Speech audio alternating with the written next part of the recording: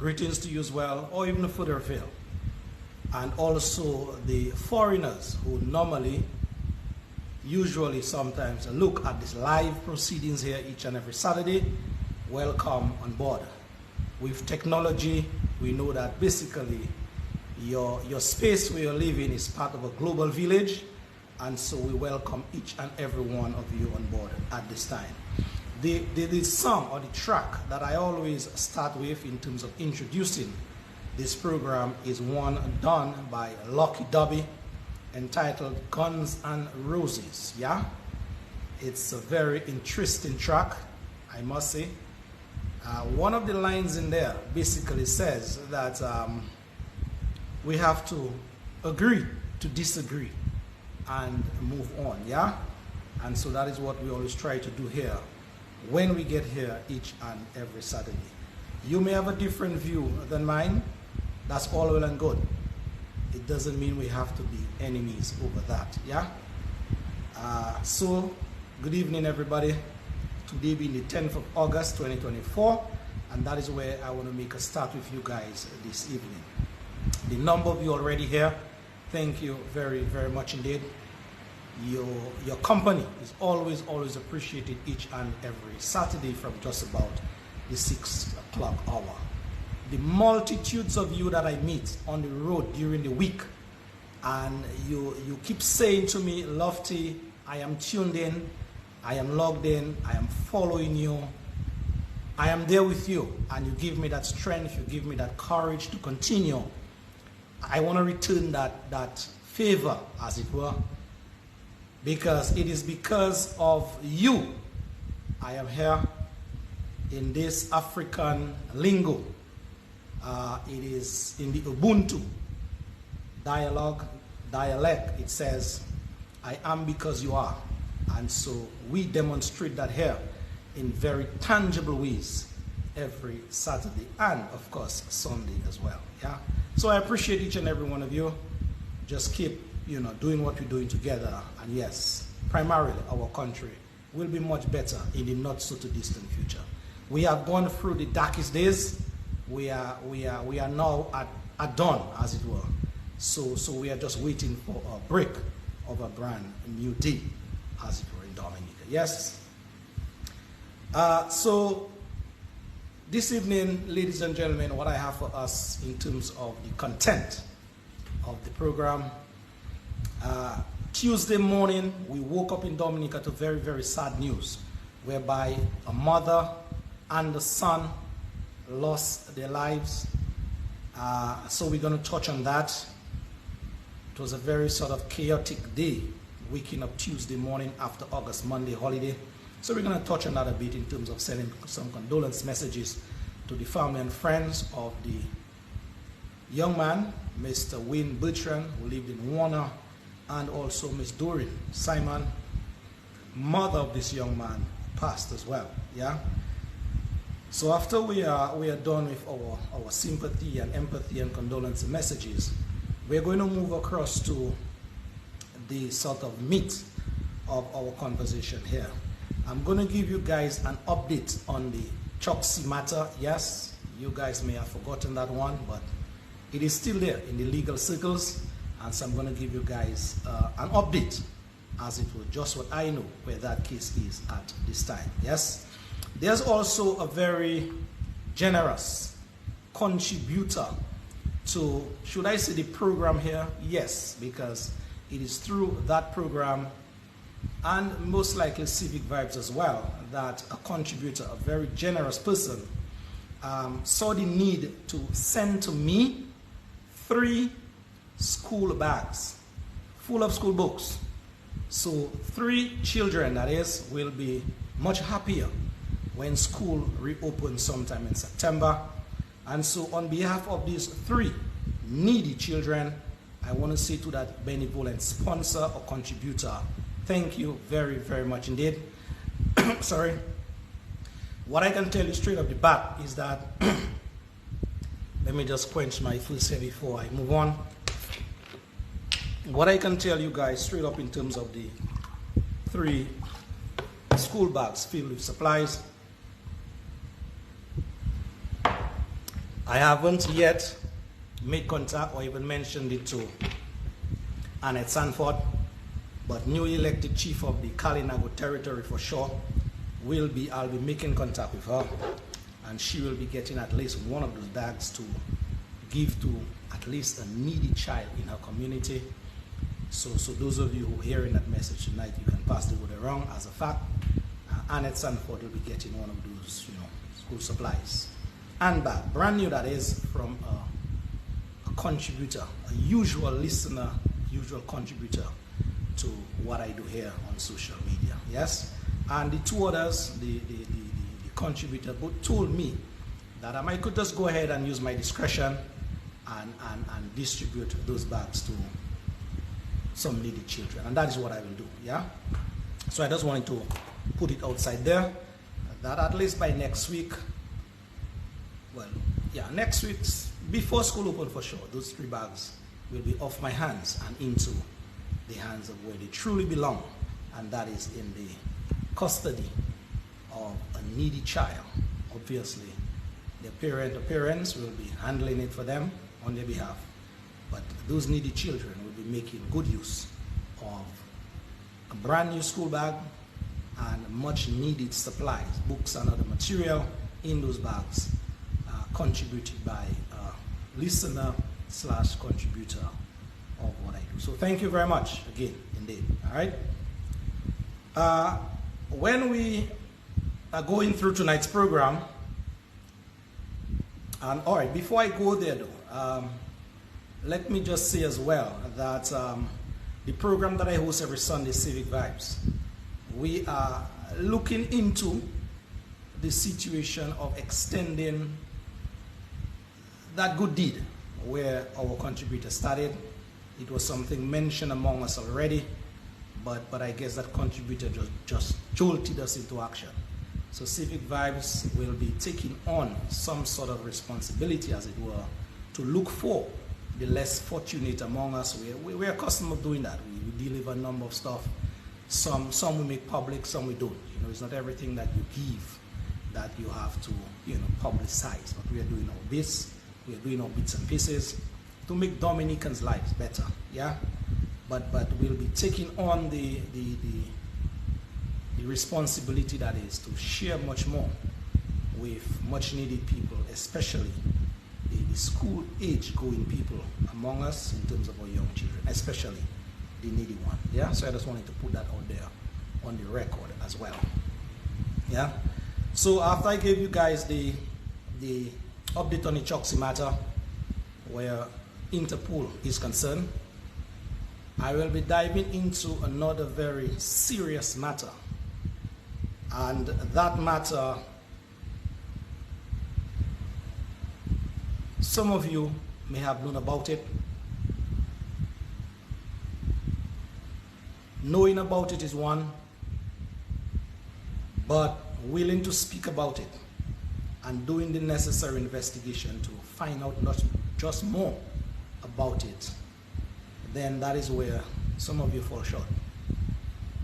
And in Dominica these days, people, some of us, we have grown immune to corrupt activities. And so when we see corruption, when we hear about corruption, it is like just another act. But it is this very corrupt action, very corrupt activities by people who are supposed to be in very high places and positions in terms of the governance of this country that have us where we are as a nation, languishing, I must say, especially where the economy is concerned. And so I'll be diving into a very, very corrupt situation, at least on the surface of it. And once that is out, I know the people who may know much more about it than me. If you guys have what it takes, you will come out and say exactly as it is. But whenever yours truly see corruption, I do my investigation and I bring it to the fore. As my brother, which you'll be hearing later from Kenya, said some time back, when you're dealing with corrupt people, they are well oiled, they are well groomed, and they are always ready to go on the attack. And so there's nothing that they will not do, even to the point of eliminating the whistleblowers or eliminating the people who bring the information to the fore. But as I said, times without number here already, the breath that I have, I am not the owner of it.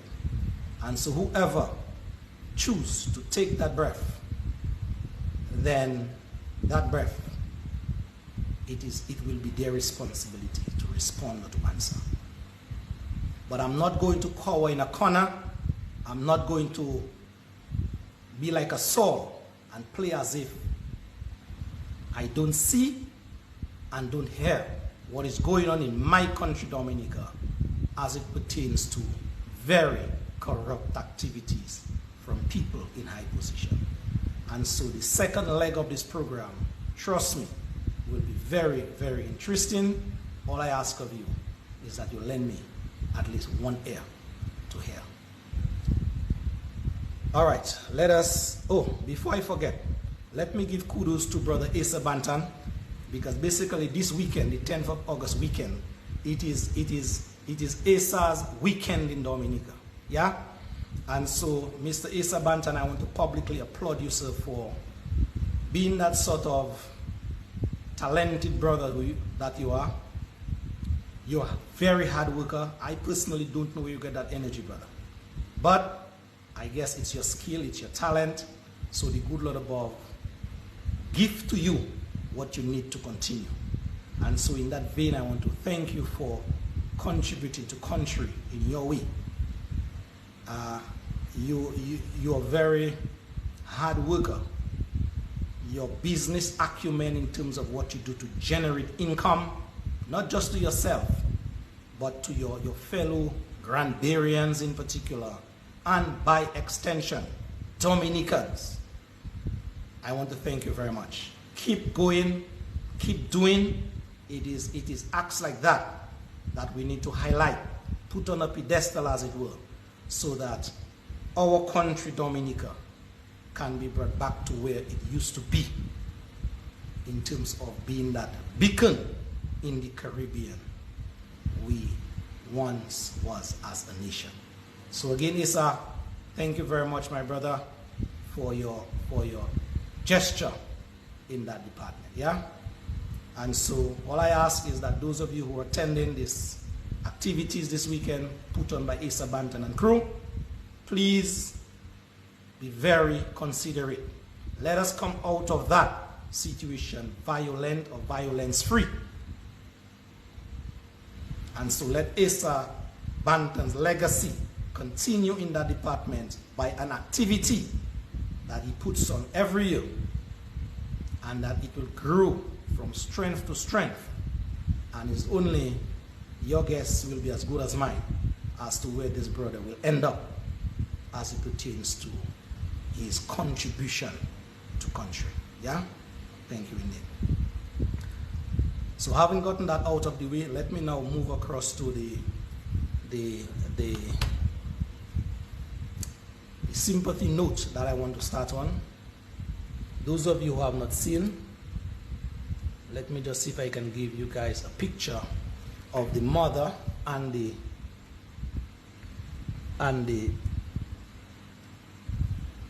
son who passed earlier this week. Okay? Yeah. Right here, people.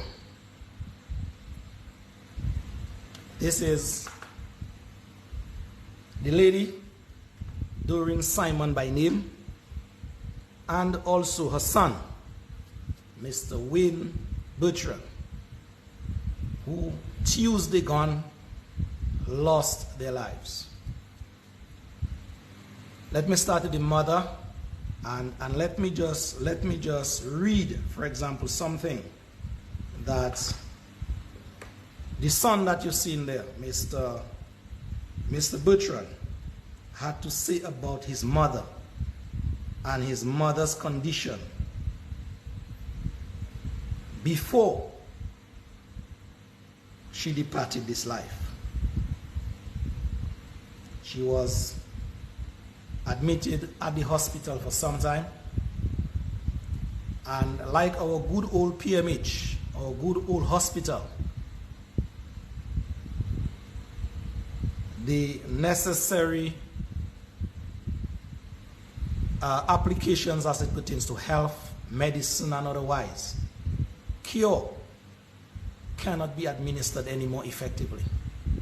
And so that young man in the frame and his mother and their family by extension, they were going through very terrible a time while she laid at the hospital, and he often visited her and tried to comfort her in a time of sickness before her untimely passing.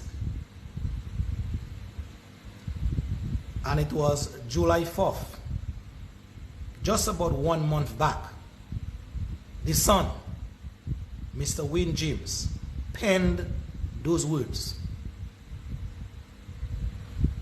as he took in, as he digested his mother's situation, going back and forth, trying to get some kind of medical intervention for her situation. He said here on July 4th, "So folks, we finally got some news that makes sense. Though it's not the news we wanted to receive, but it's the news which makes complete sense. As you all recall, I have been basing on the fact that since December of last year, my mom has been coughing every day, a deep, unrelenting type cough, which sometimes seemed to choke her. Since January, she has been doing tests after tests, basically month after month, getting diagnoses such as lung infection, bronchitis, Sahara dust, environment, etc. None of which I found made any sense to me. She has ingested an array of different meds, including steroids, to get rid of that cough, but nothing worked, further increasing my suspicion on something worse, being the dreaded C. Finally, she visited Dr. R. Thomas, who ordered a series of tests to be done, and upon receipts of the results, we have been faced with the dreaded news that cancer has spread to her both lungs. She has been given an urgent letter from Dr. R. Thomas to start treatment as soon as possible. Had this been detected since a January visit to the hospital, then she wouldn't have been subjected to the hell of months of coughing, and the advantage of an earlier detection would be in our corner. All of this is sad, and people sometimes don't know what's happening because of a lack of proper equipment and testing facilities. Right now, our family is tasked in an urgent race to fight this demon. Already set to start chemotherapy treatment from this Tuesday coming. Keep my mom in your prayers," he ends. Those were the words penned by the young man in the frame, Mr. Wayne Bertrand, son of this lady, Doreen Simon, who passed at our hospital Tuesday gone of this week. And basically, from all news reports would indicate, after a number of tests were done at the PMH, it was only after going to a private doctor and more tests were done, the big C, the dreaded C, as he called it, was found to be the culprit, and a set of treatment were in the making for for her. But she passed before.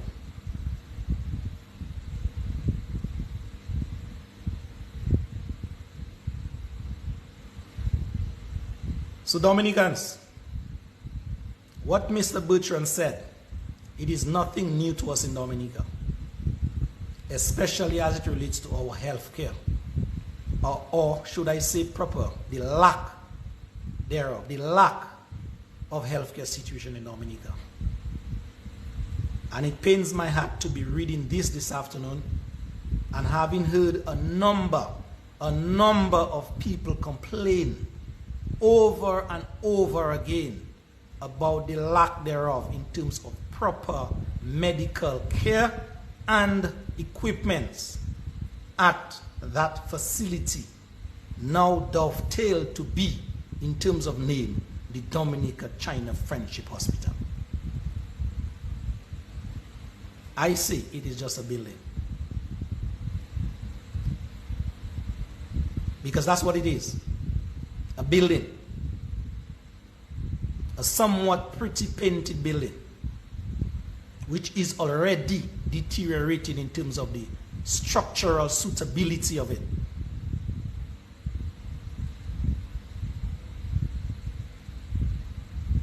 And so how many more Dominicans, how many more people would have to come to that conclusion after going through hell at our hospital to conclude that we in Dominica, we deserve better as a people? How many more would have to die?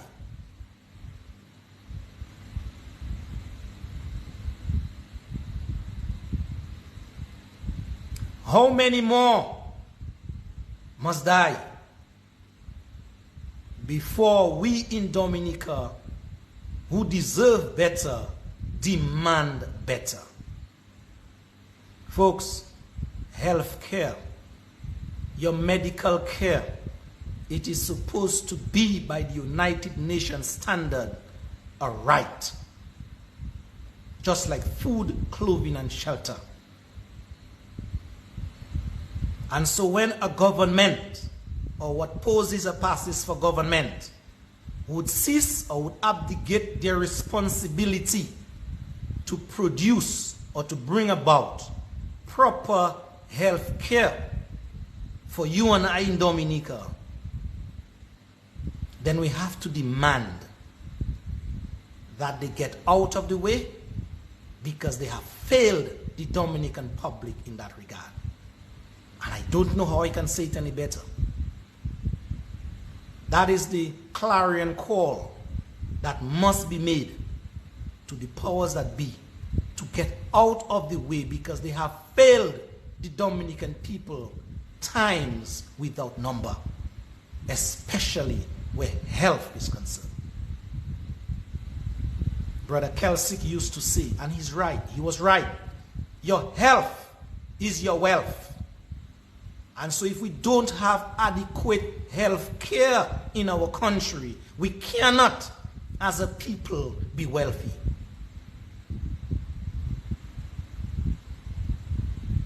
And so there, in this frame, this young lady is one of the latest casualties of exactly the situation that we have been confronted with for a number of years now in Dominica. And to compound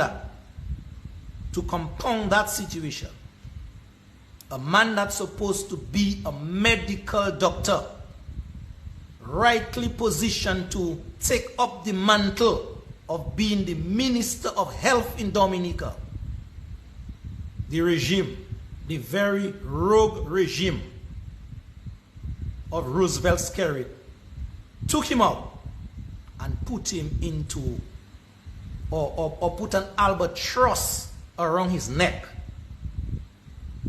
and gave him, or bestowed on him, the ministerial position of Minister of Finance.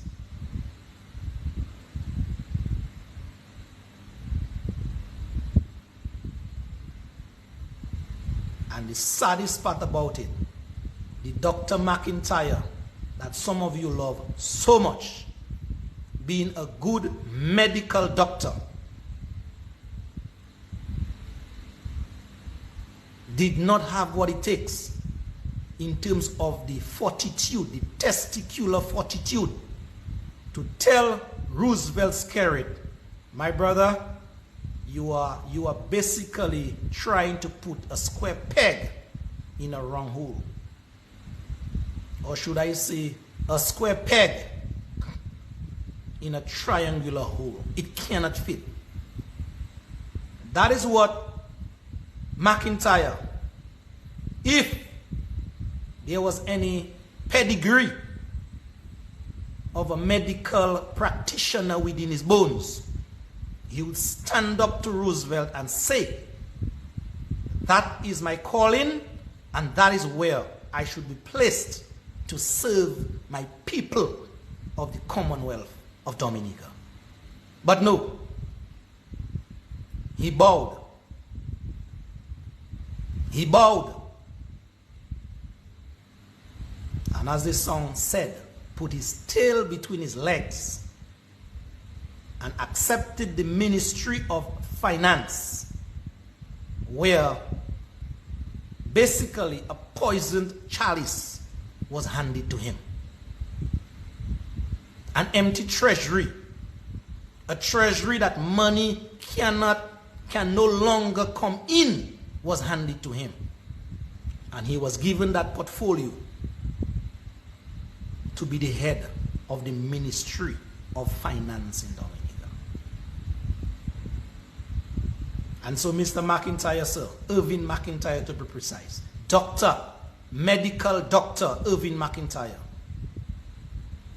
you're a man I respect, but by you allowing one man to basically have you under his feet in that regard, some of the respect I had for you has gone out the window. And I say that unreservedly, sir.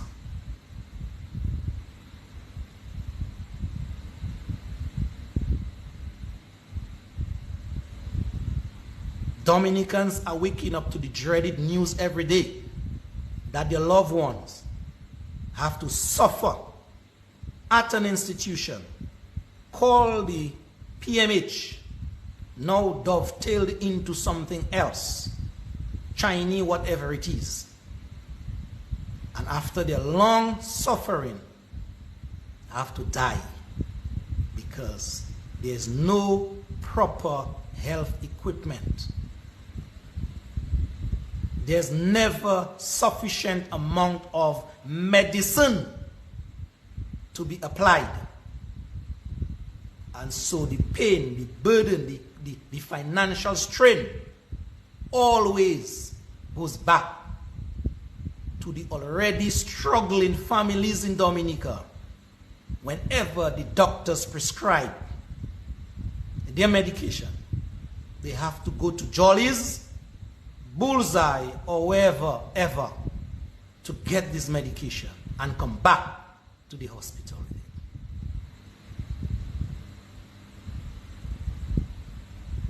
And let me give you, let me just extend to you that very dreaded situation so that you guys can understand the predicament in which we are in this country, where health care or lack thereof is concerned. I am being told from very, very reliable sources, some patients, when they die, when they go to the great beyond, their medication that was prescribed for them, the families are being asked by some of the practitioners up there if they could donate or contribute this medication to other patients on the ward or in ICU or wherever they are. That is how low we have come.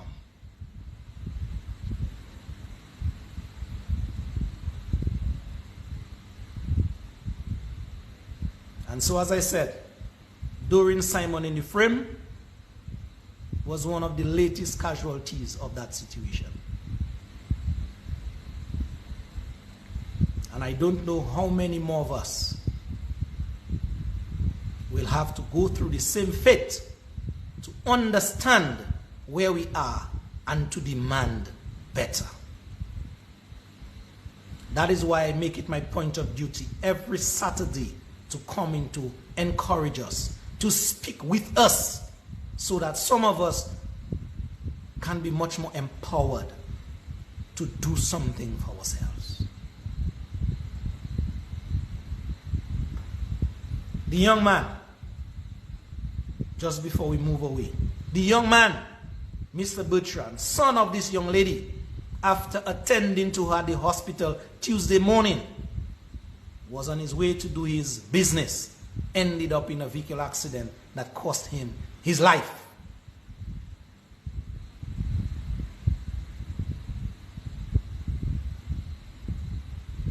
And so here it is, a son and a mother. The pain that they had in their heart whilst they were facing their final hours. I hope some of us can come to understand what these people were going through. Dominicans, we deserve better. Dominicans, we need to do better. And take it from me, nobody else, absolutely nobody else, will come from anywhere to help us save ourselves from what we have found ourselves in. It is we ourselves to do whatever needs to be done to get ourselves out of that cesspool that we have found ourselves in terms of the mal-governance of this country. So rest in eternal peace, my brother. Rest in eternal peace, ma'am. May what you go through give us who are the back the strength, the courage, and the empowerment to do something for ourselves. And when that day has arrived, I know you guys will be glad.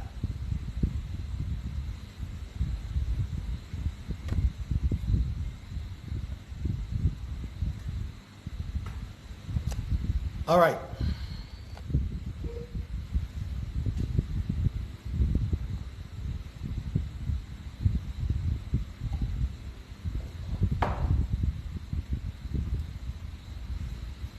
Just as a point of, should I say, announcement, there's a group of us who came together and in remembrance of the young Kisha Etienne, we have formed ourselves into a group who, alongside the father, will be doing what we can do to continue the asking, to continue the need for asking for young Kisha Etienne memory to be alive and well. And for young Kisha to finally, at least, get justice. Because an injustice was meted out to this young child, and she did not deserve it. And so it's on that note I want to thank the group of us who came together, and we are looking to do something in memory of young Kisha, and stretching it further to do what needs to be done to get justice for this young child. And so I am not at liberty now, I did not get the green light, as it were, from the group to tell us just yet what is planned or what is on the horizon. So once I get that green light in a subsequent announcement, then you guys will know what is afoot, and we will be soliciting your support as well. Yeah? Kisha is one of our own.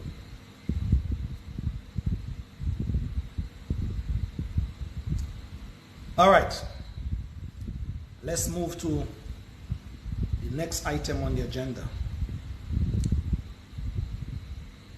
May 23rd, 2021, Mr. Maho Shenabai Choksi, he said, got kidnapped from Antigua and Barbuda where he lived and was brought to Dominica against his will. That was 23rd of May 2021, the afternoon of that day.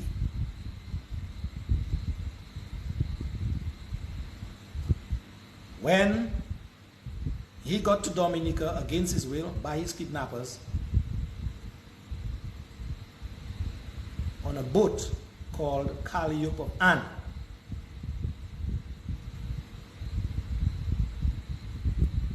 our Coast Guard took Mr. Choksi into that boat. So his kidnappers basically deposited him or transferred him into the hands of our police in Dominica. And so Mr. Choksi said he was placed into the vessel that belongs to the people of the Commonwealth of Dominica, named the Dominica Coast Guard, that vessel. He was brought to Cabritz, which is on our books a legal port of entry in Dominica. He was docked there, waiting, or when he got there,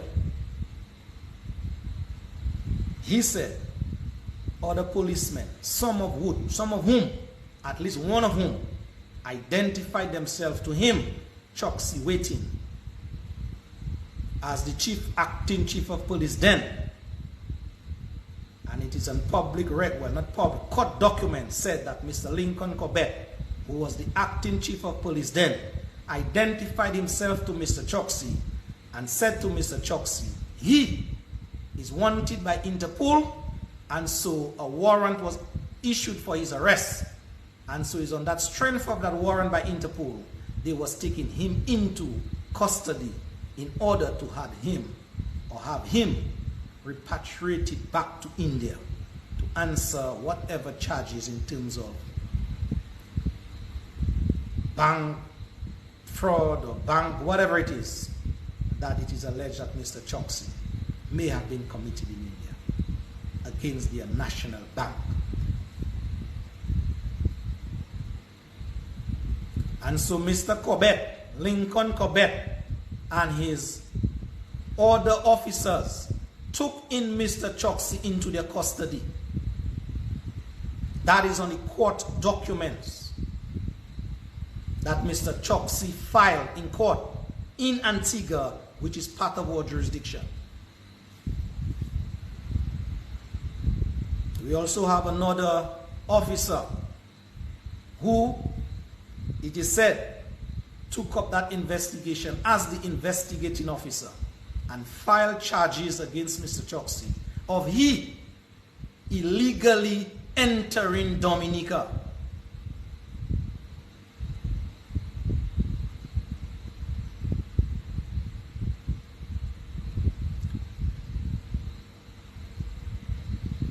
And I am injecting now. It is not on court records. I am injecting now. When there is a haste and when there is a mad rush to do certain things that are not right, then obviously there are certain things in that process that must go wrong. And some things went wrong as it pertains to Mr. Choksi being arrested by our policemen here, taken into custody here with the intention, stated intention, of sending him back to India. on the strength of a warrant from Interpol.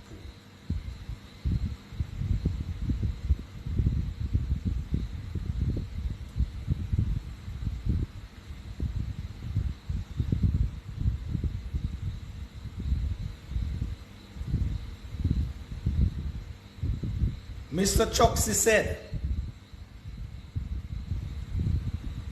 on court documents that are filed, they placed him in a bus and he could see, being battered and bruised by his kidnappers, but he could see that he was passing through some really rugged terrain and a lot of trees and a lot of greenery. And that to us represents Dominica. So in his mind, he believed that he was being transported to an airport to be deported. Lo and behold, he ended up in the cells at headquarters in Roseau. And when he was placed in the cells at Roseau, at least 2 or 3 police officers only that had the green light to attend to him. So not even the officer that was in charge of the front desk the night where you need to go to report your matters. The cells are just behind. That officer is supposed to be in charge of that circle, that block. Not even that officer was supposed to be interfering with the man Choksi in his cells that is supposed to be in his custody. Only 2 or 3 officers were given that responsibility to attend to Choksi.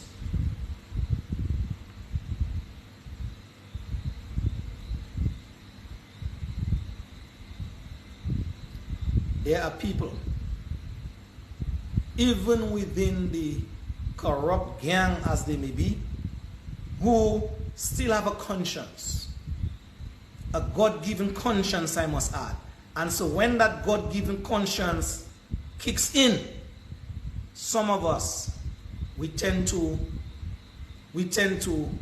not listen because we have seared that conscience as it were with a hot rod.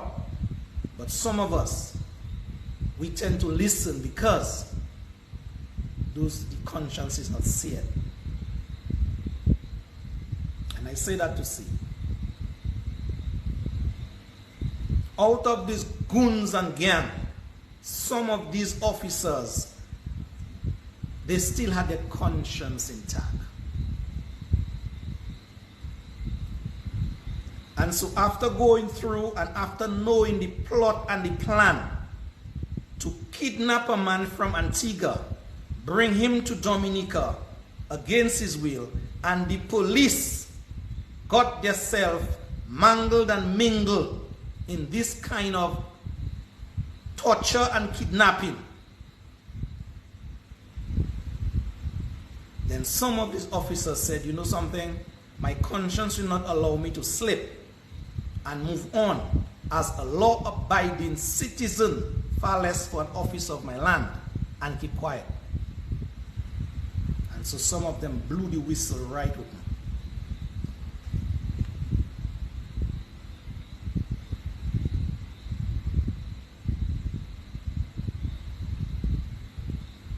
But the intention of our police in Dominica, based on me following that matter from all the way where it started to where it ended up on our shores, the intention of some of our officers in Dominica was to get themselves involved in such an operation, an illegal operation, under the dark of night.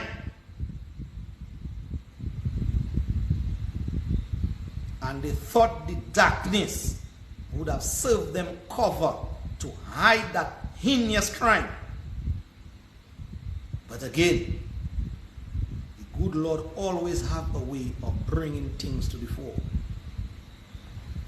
And so it was that jet, that chartered jet that was supposed to be on our tarmac at Melville Hall on the night of the 23rd of May 2021. And Chuy would have been whisked out on that jet and be brought back to India and be killed at the whims and fancies of some of the political elites now in India, who hired their gunmen and their hitmen to kidnap him from Antigua, transit him to Dominica, get Dominica in the quagmire, in the melee, before they brought him to India. And some of our very corrupt police officers, they fell for that. Line, hook, and sinker.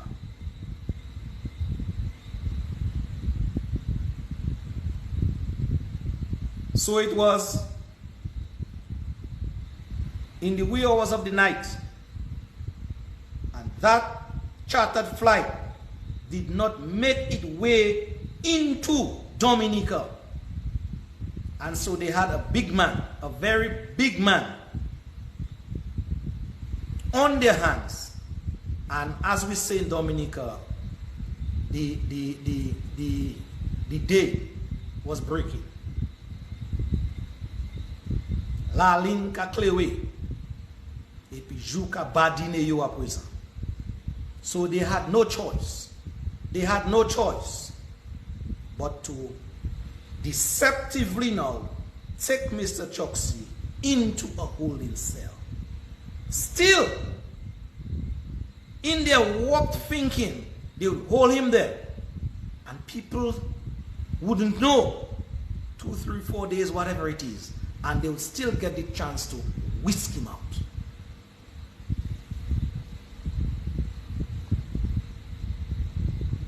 That's how deceptive, that's how evil the plot got.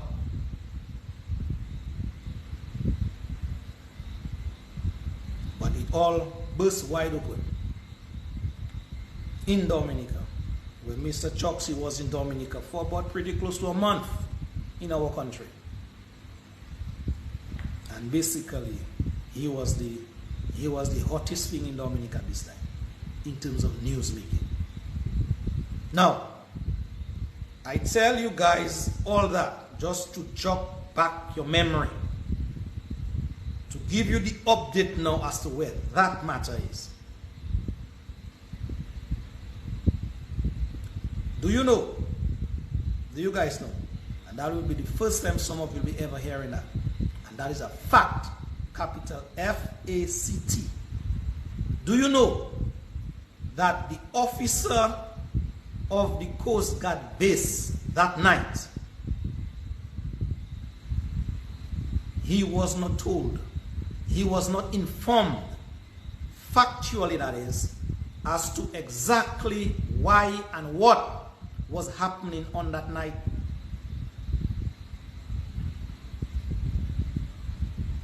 And this officer in charge, he was lied to by other officers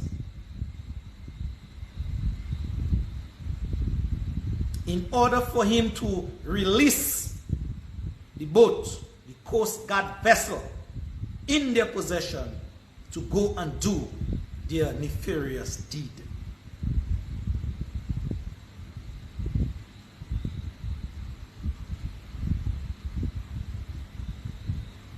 Let me repeat. The officer in charge of the Coast Guard base on that night, he was not informed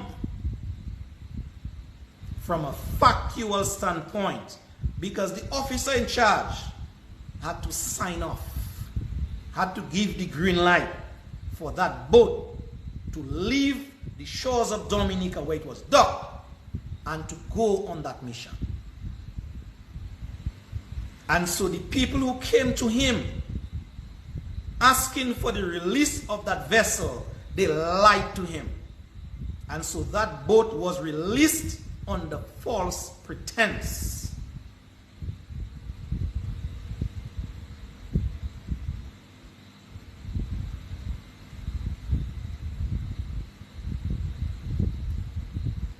And it was released on the night of the 23rd.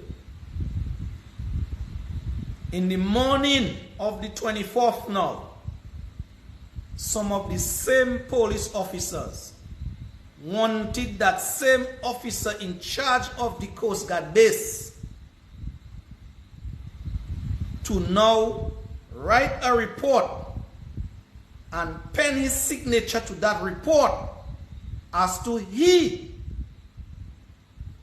knowing the whereabouts of that boat, of that vessel on that night, and the reasons why he had to discharge or release it.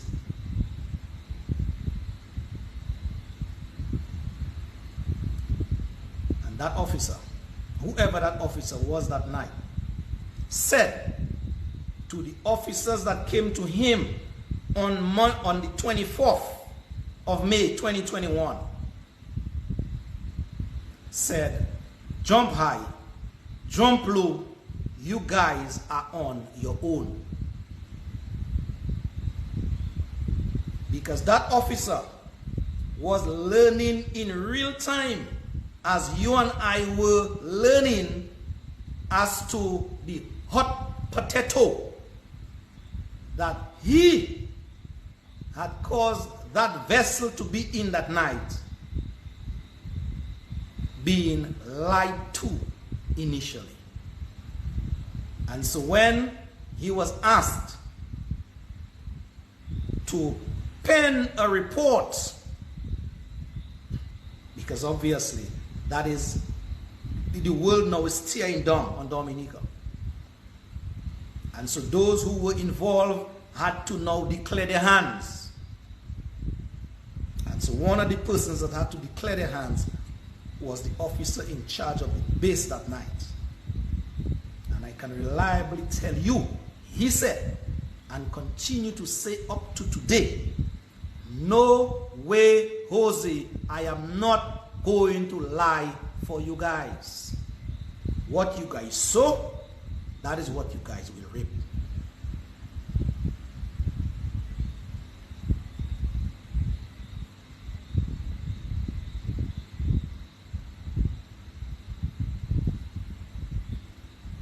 Mr. Choksi,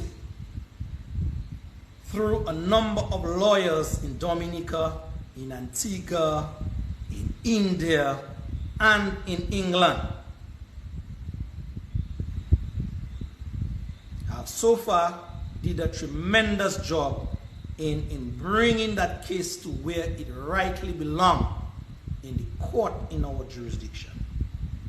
And I can tell you that matter is lodged in the Antigua High Court sometime back, and it's just a matter of time when it will show its head, it will show its face. But what I can also tell you is that with the connection Dominica, India, Antigua now, you know these politicians, they have a way of getting themselves involved, getting themselves intertwined with the judiciary.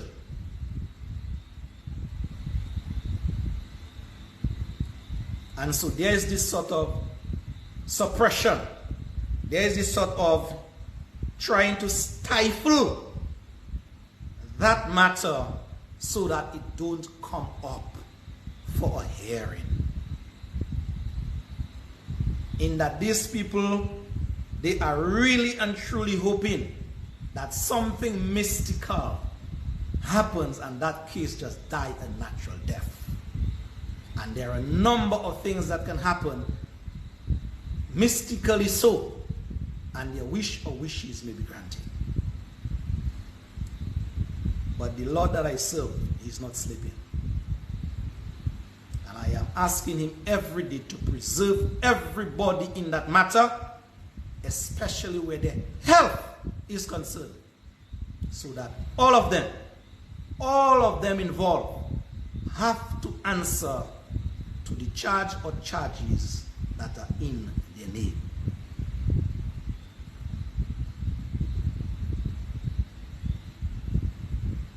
And so about 2 weeks back, there was this intervention by the same Interpol that I reported on earlier, that the acting commissioner said a warrant was issued for the arrest of Chuy. That same Interpol, around 2 weeks back, some movement was made in that matter from their end. And so I just wanted to bring you guys up to date as to where we are.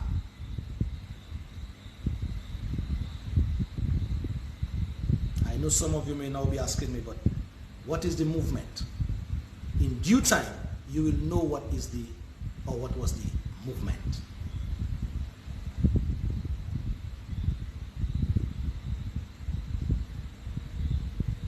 Yeah? You guys will know.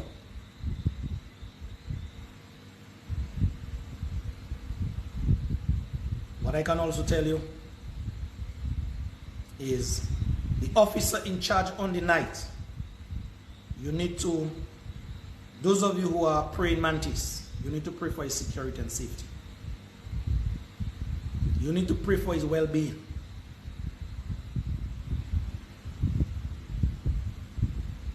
Because the powers that be, they will multiply their forces in order to, as I said before, eradicate or eliminate anything or everything or anyone that stands in their way as it pertains to they getting away.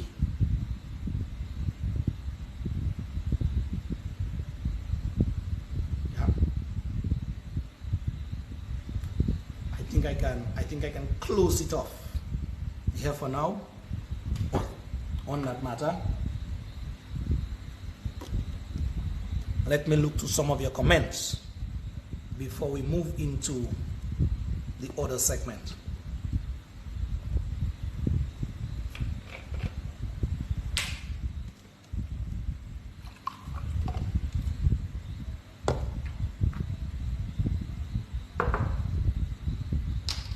Just before.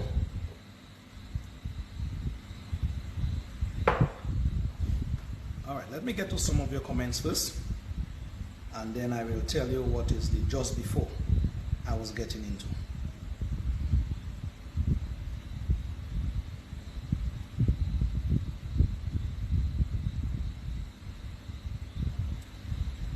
Let me see what some of you guys are saying.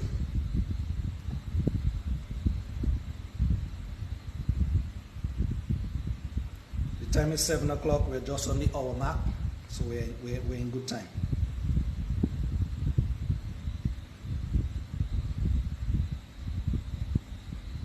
Dorian Dorrival writes, the evil that is in government is spreading all over Dominica by the green labor rights that are in leadership of our beautiful country.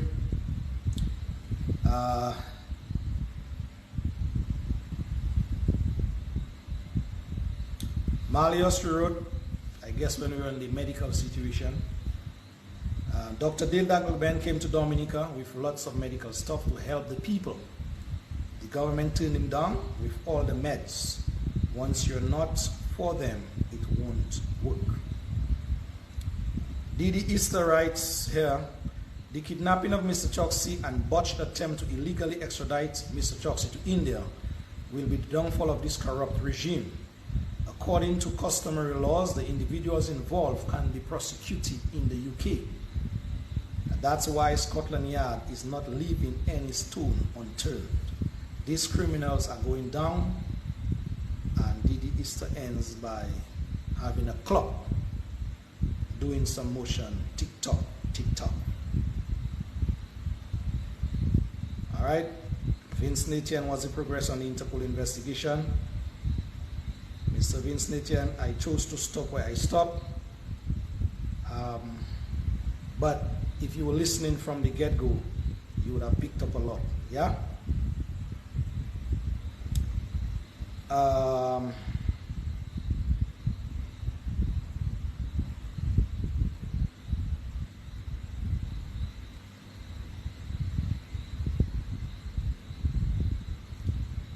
yeah, okay.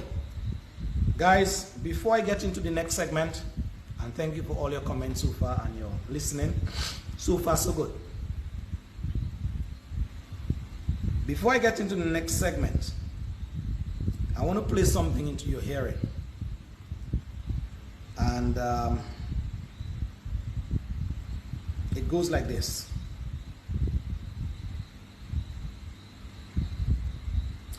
It goes like this.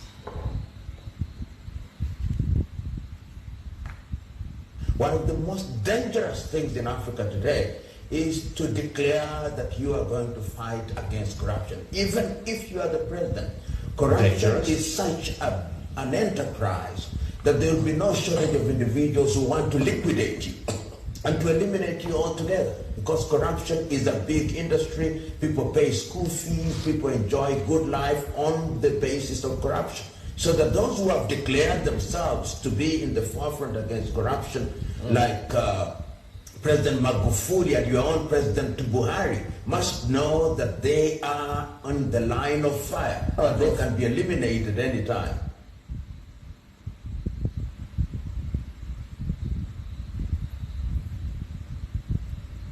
Let me folks play that in your hearing at least twice, and then we will get to the next subject matter. Yeah, let me just play that 2 more times.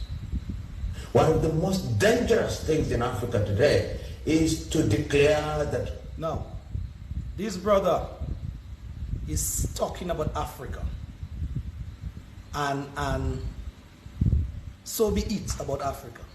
But I'm just exhorting us now. Remove Africa from that statement and plug in there your country, my country, Dominica. Okay? So do as if for the purpose of that hearing, he's saying or he's talking to us about Dominica. You are going to fight against corruption. Even if you are the president, corruption is such an enterprise that there will be no shortage of individuals who want to liquidate you and to eliminate you altogether. Because corruption is a big industry, people pay school fees, people enjoy good life on the basis of corruption. So that those who have declared themselves to be in the forefront against corruption, like President Magufuli and your own President Buhari, must know that they are on the line of fire. They can be eliminated any time.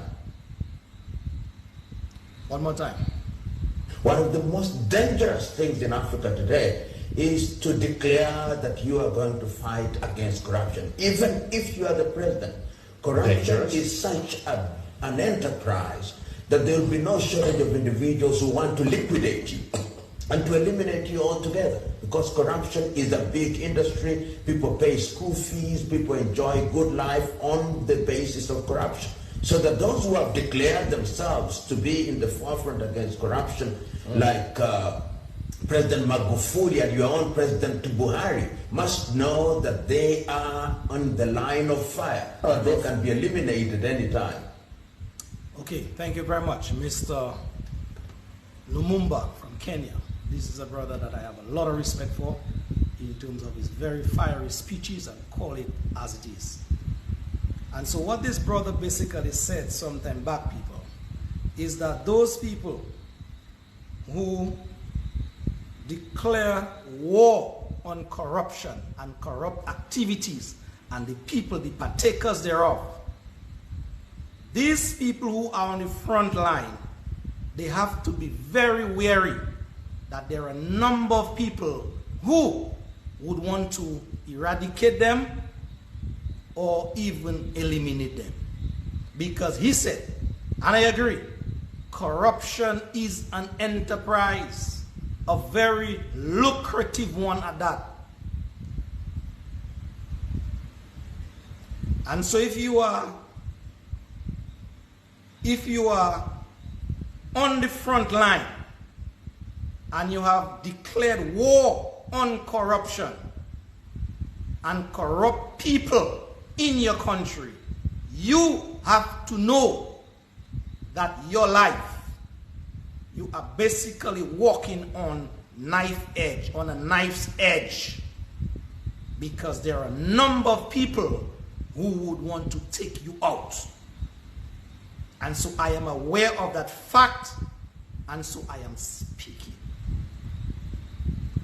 And so if needs be, I am eliminated for speaking the truth, the whole truth and nothing but the truth, as it pertains to my war and wage on corruption, then let it be. But I will not be silent. No one will silence me as it pertains to me speaking against corrupt activities in my land. And so there's no fear. There's absolutely no fear in there, because I've already sold out in that department, and so there's no return. And so those of you who always now like to copy and paste and twist things and, you know, like that foolishness that went around from Samantha Robinson and Co., you guys get your recording device on now, because I need you guys to cut out some things to push on social media as to my utterances this afternoon, where corruption or corrupt activity is concerned. So I'm waiting for you. I'm giving you a little time to get those devices out. Because the same way you guys can cut and paste something that to suit your agenda, I hope you guys would have the gall, the unmitigated gall now, to cut and paste and push out there some of what I'm going to say and the questions that I'm going to ask. Yeah? Before we do that, let me show you, let me explain to you where we are going.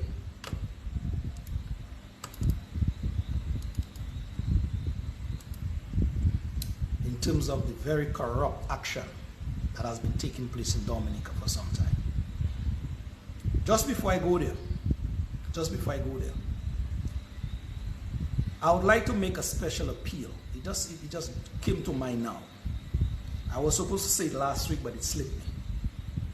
I want to make a special appeal, and that is the company's truck I saw, so that is what I have to say. I want to make a special appeal now to the manager or management of the people who own this concrete company in Jimit. These heavy trucks, concrete trucks and whatever it is, your heavy equipment that you guys have painted in white, yellow and green. I am making a special appeal to you now. Especially where the delivery of your concrete is concerned, to whichever project or projects you guys are going on. The trucks delivering these concretes. You guys should know Dominica is a very mountainous country. It's hills and valleys, ups and downs. And so whenever you guys are going to distribute your concrete to your projects, please ensure that your trucks are not loaded to the max, because it causes a hazard on the roads of Dominica, especially on the hills in our country. Week before Monday, I had the privilege, I should say, to see a concrete truck from that company in Jimmy heading up to Warner Hill and basically releasing, I should say, because it was overfilled. That barrel is spinning and it is just punching out concrete on the road. And the sadder or saddest part of that, not even a little pickup at the back with two guys or one guy with a shovel and a bass broom to do some cleaning up. So even if it means from a technical standpoint, it is unavoidable because this barrel is spinning and it spills out the concrete. What can be done is have a vehicle. You guys have enough vehicles packed in your yard with one guy, two guys, with a shovel, broom, whatever it is, buckets to clean up your mess when you make your mess on the public road, me say. You guys are not the only users of the road. This causes a hazard, prone to accidents. Apart from that, when your concrete gets dried on the side of the road, it just have the road very uneven. And also, it now closes the road. Because why? Vehicular traffic, now people tend to stay away from that mess. On their side of the road, which is the left or right, and basically have to get closer to the center, thereby putting themselves in harm's way.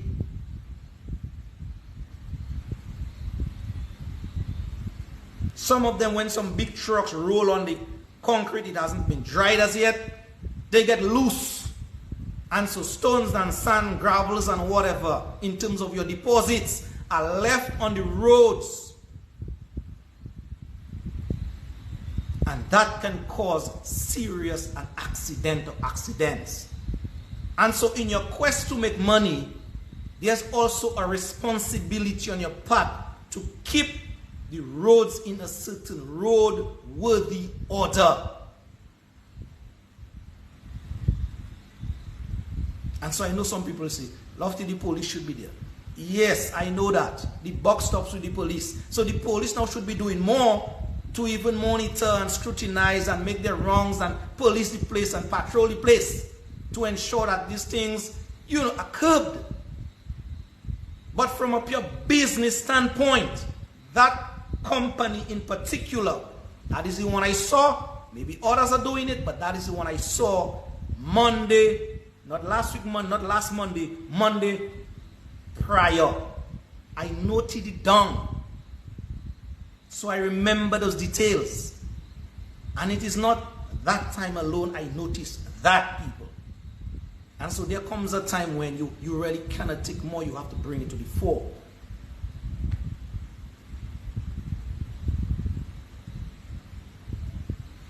And so whoever you guys are, just do some kind of cleaning up of your mess that you leave behind. I equate that to you guys. Okay. I equate that to you guys. I was going to use more hostile words, more unfriendly words, but I'll tone it down. I'm equating that to you guys going in a toilet, a public toilet at that, or even a private toilet, doing number one or number two or both, and you just leaving it unattended for the next person to deal with. That is how I can equate it. Because you alone, you are not only the road users. There are other people using the roads. And when you leave it in that condition, have people subjected to all sorts of stuff because of your stuff, it doesn't augur well. And so I know there is a mad rush to make money, but there should also be a mad rush to clean up your mess. And so I just hope that I don't next time have to take out my camera and make a video and put it on social media. I hope so, to expose that foolishness further, because it is unbearing. If you go up the Warner Road, the road is like climbing up Golgotha. The hill is already steep, it's steep, and you driving still have to play hanky-panky because of a patch of concrete here, a patch of concrete here, a streak of concrete here, and it's all over the place. And I only speak about that road because that is what I saw. There are a number of other hills coming up Cochrane. You guys normally come up Cochrane too. And leave your debris, your trail of debris at the back. At least, if it is unavoidable from a technical standpoint, as I said, just have something to clean up. Have somebody clean up. That too is part of good business etiquette. And I can't say it any better.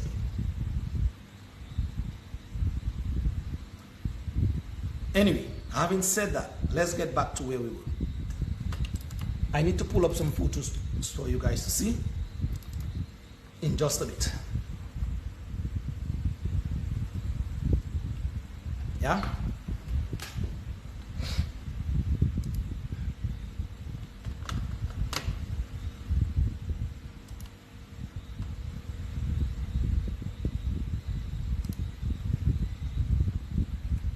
Okay.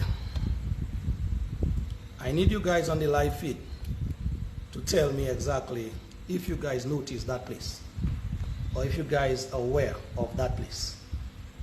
Where am I showing you guys right now? Where? Just where? Let's go. Watch that photo. Tell me where is that place.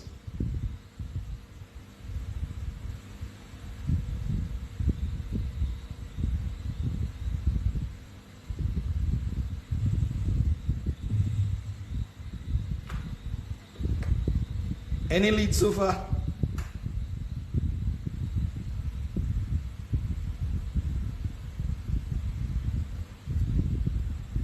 Where is that place, people?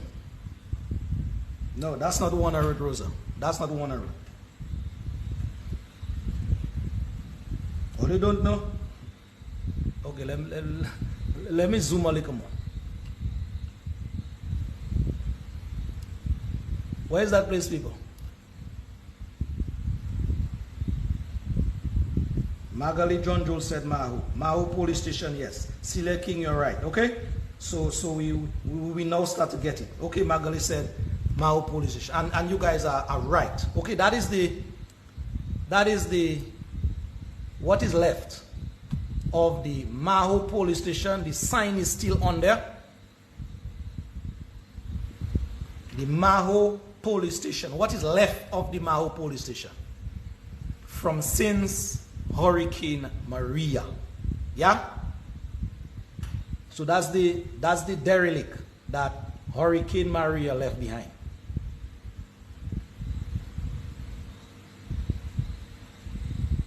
So you can still see the number is still on there, 449-1460, and the inscription, the Maho police station with our thing on there, our national sign on there. National symbol. Okay, good. So basically you understand now where we're looking at. This sign right here, there's a little sign right here in red. Let me zoom on it so you guys could see it.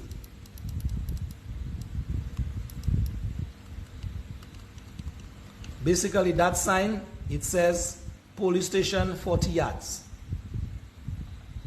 Okay, 40 yards, police station, 40 yards.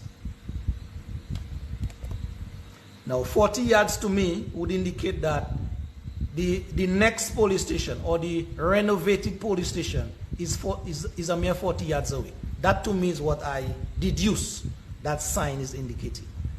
Okay, there's no arrow on there to say in which direction the next or renovated police station is, but that is how things are done in Dominica, in a kind of vice situation.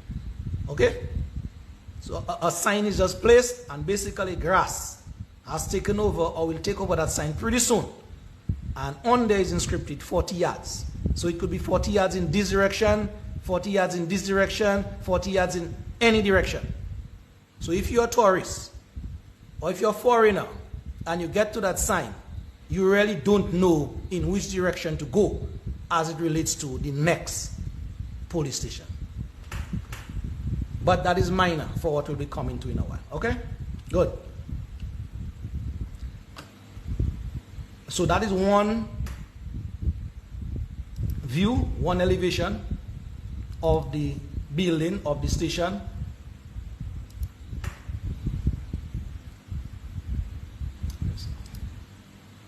That is another view.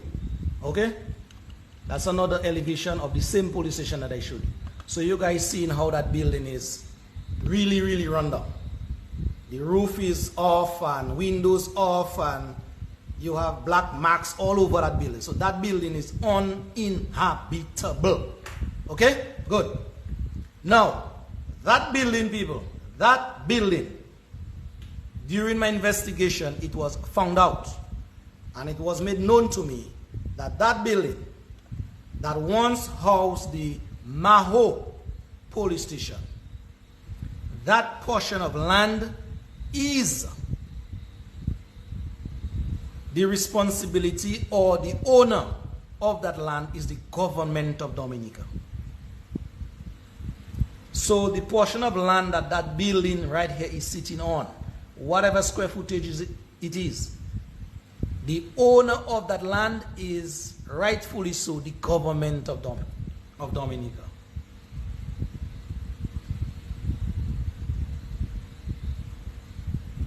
Now, that land, I am being told that that land that is now in the possession of the government of Dominica was given or donated sometime back, many years back, by a very wealthy and generous businessman who has since departed, and so may his soul rest in peace.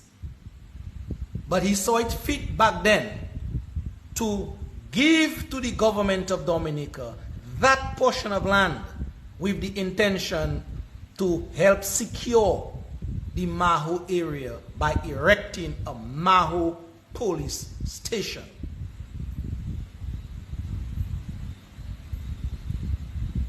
It stood there. It served the people of Dominica and by extension Maho for some time. Hurricane Maria came and we all knew what happened to us in Dominica as it relates to Maria. We all know. Hurricane Maria was very devastating. Decimated our buildings, everything. And so the Maho police station was subjected to that kind of a battering as well. And so what the government of the day did, and the government of the day, for those of you who don't know, it is the Roosevelt-led scary administration. What they did, they basically abandoned that building in the wake of Hurricane Maria and went deeper into Belfast community to rent a downstairs of a property of somebody in the general area for, I am being told, roughly back then about 6,000 EC dollars.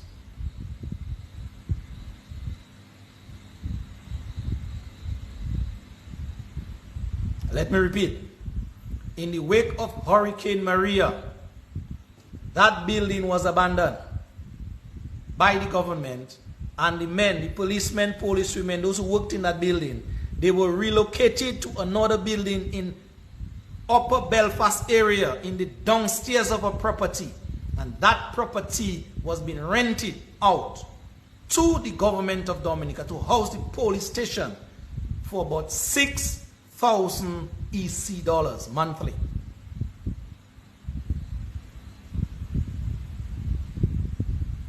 Now, you would want to think a thinking government, a government that is working for and on behalf of the people of Dominica,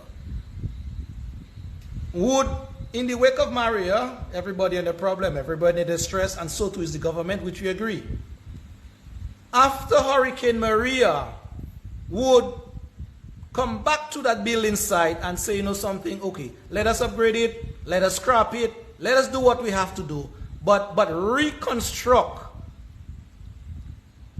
or renovate whatever deemed fit by their surveyors and engineers with that property to put back our police station in the area that is widely known and was contributed to the government of Dominica.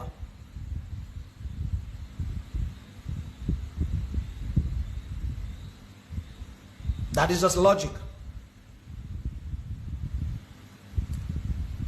But when you're dealing with very corrupt people, you always not get your money worth. And so the bombshell now is coming up as it relates to the corruption that I spoke of. And I hope you guys are recording.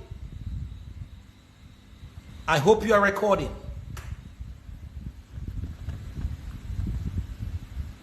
The government now left this building after Hurricane Maria, went to rent a property in Upper Belfast, as I said, for $6,000 thereabout. For some time, they were there.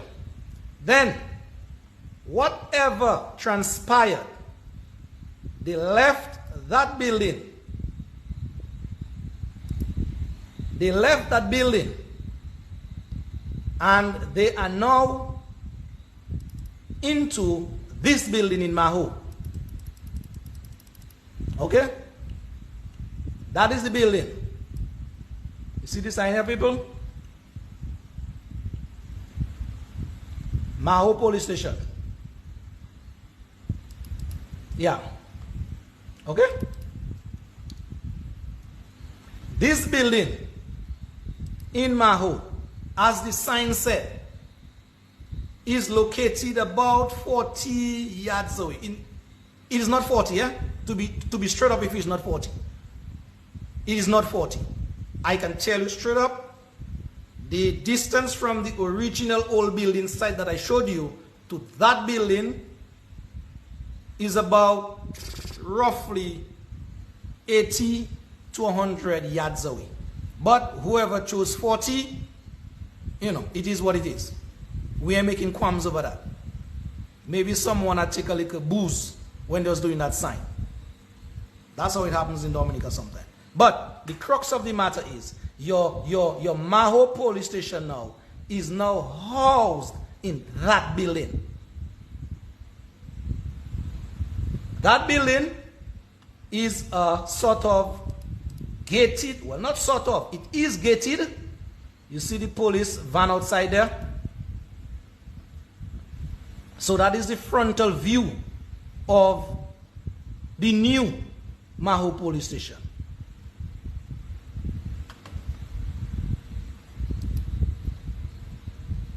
Let me open up this one.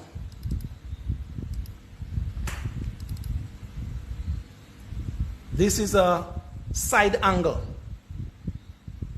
The police van is parked directly in front of the building. You can see the police van much more straight up now. That's the sign we saw, I showed you earlier, Maho police station, but that is from a more or less side angle shot. So that now, that building, people, is now the home of your Maho police station. Now, let us get down to business.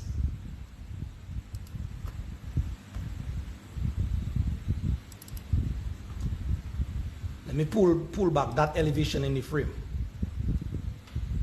That building, people, that building right here.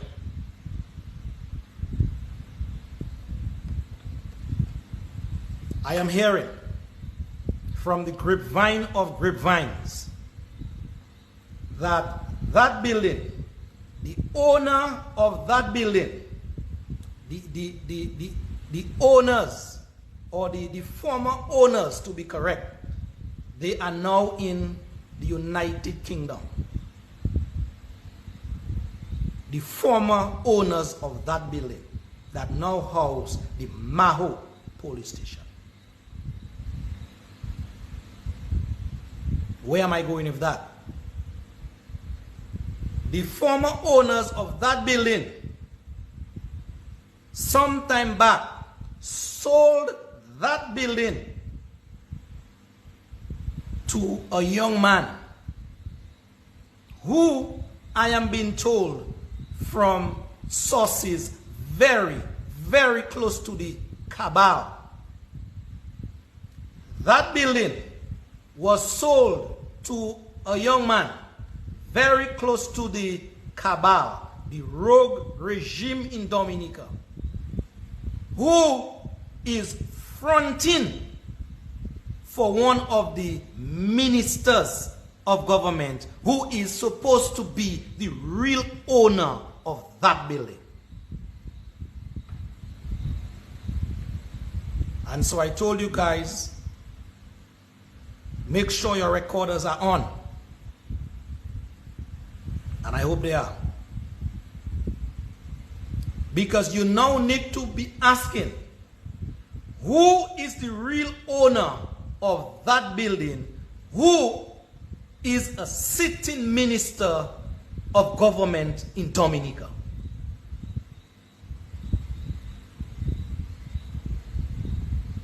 And it is said,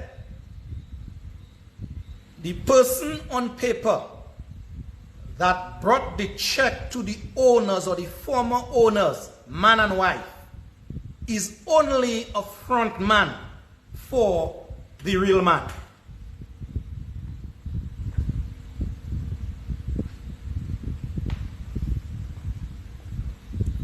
I'm taking a pause because I need you to digest that.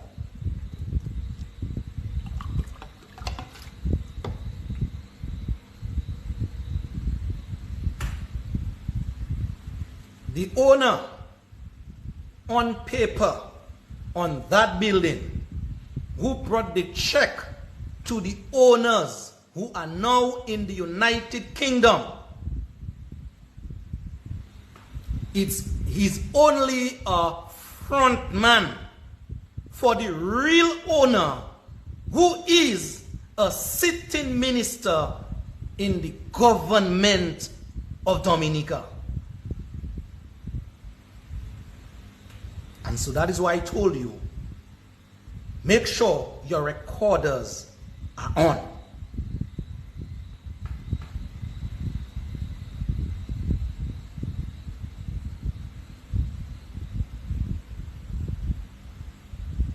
Now, hear the next part of the bombshell about that building as it pertains to the police station in Maho now being housed there.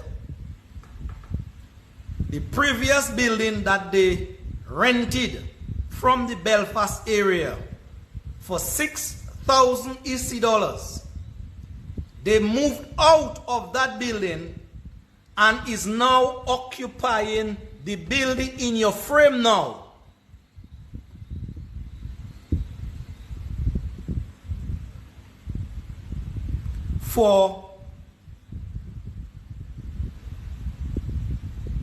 You want to hear the price? You want to hear the rental price?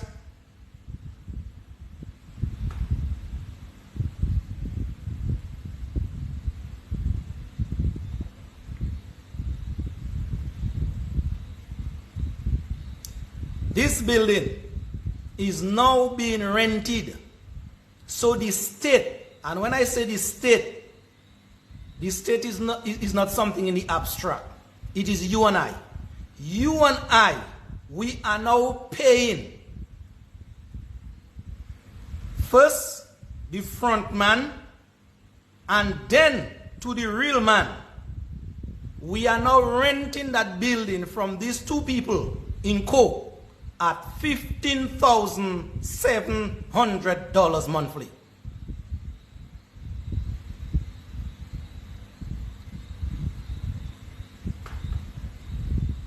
The state, and that is we, the Dominican people, we are paying a rent to the front man, which will eventually end up in the real owner's pocket. $15,700 monthly for rent of that building.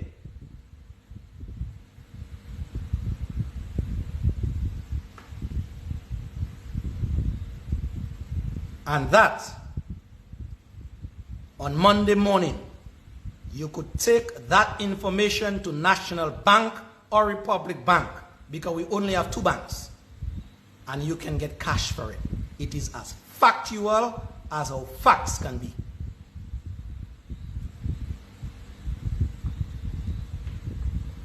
And so if that is not corruption on steroids, not just corruption, it is on steroids now, I don't know what else will be in your books. So apart from the number of buildings and properties that are all over Dominica that are being bought and sold in other people's name, acting as proxies for other sitting ministers, the Maho police station is one of them. And we the people, we are paying 15,700 EC dollars to whoever is fronting for a sitting minister of government. And that you can take to the Bank of America this time, and it will be as solid as gold. They will honor it.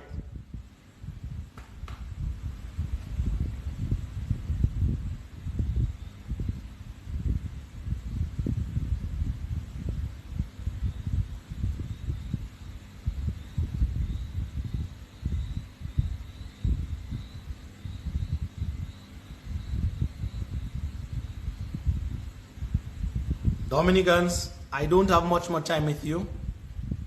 Just about 10 minutes. And so that basically is what I wanted to really lodge on your chest today as another clear and cutting example of very, very corrupt activities happening in your country.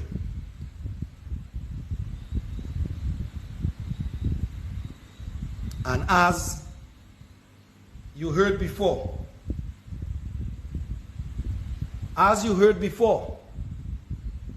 from this brother,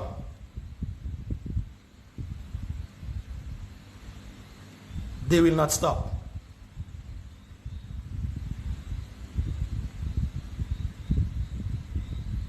Things in Africa today is to declare that you are going to fight against corruption. Even if you are the president, corruption is such an enterprise that there will be no shortage of individuals who want to liquidate you and to eliminate you altogether. Because corruption is a big industry. People pay school fees, people enjoy good life on the basis of corruption. So that those who have declared themselves to be in the forefront against corruption, like President Magufuli and your own President Buhari, must know that they are on the line of fire, or they can be eliminated anytime. One of the most dangerous things in Africa today is to declare that you are going to fight against corruption. Even if you are the president, corruption is such an enterprise that there will be no shortage of individuals who want to liquidate you and to eliminate you altogether. Because corruption is a big industry. People pay school fees, people enjoy good life on the basis of corruption. So that those who have declared themselves to be in the forefront against corruption, like President Magufuli and your own President Buhari, must know that they are on the line of fire, or they can be eliminated anytime. One of the most dangerous things in Africa today is to declare. One of the most dangerous things in Dominica today, it is to declare war, as we are doing now, on corruption and corrupt activities. That you are going to fight against corruption. Even if you are the president, corruption is such an enterprise. Even if you are the president of your country, even if you are Loftus Durant of your country, even if you are whoever you are of your country, and you decide, consciously that is, you're going to wage war on corruption, that corruption is such a big thing. There will be no shortage of individuals who want to liquidate you. That's the punchline. There will be no shortage. There will be numerous, too numerous to mention, of individuals who will want to eliminate you, eliminate me, for speaking and bringing facts to the fore about corruption and corrupt actors. And to eliminate you altogether. And to eliminate you altogether. So they may go for your family as well. Corruption is a big industry. People pay school fees. People enjoy good life on the basis of corruption. So you hear what people, the corrupt actors, how they benefit from corruption. All the perks that go with corruption and corrupt activities, they are beneficiaries thereof. Again, too numerous to mention. Their children go to schools, they have turkeys, hams, they eat in different hotels, they sleep in brothels, they do whatever. Do whatever. Because why? That is the lucrative part of being a corrupt individual. Fleecing from your country, your poor country at that, where your people are suffering. That those who have declared themselves to be in the forefront against corruption, like President Magufuli and your own President Buhari, must know that they are on the line of fire. They can be eliminated anytime. Thank you. Thank you, my brother Lumumba from Kenya. I know that.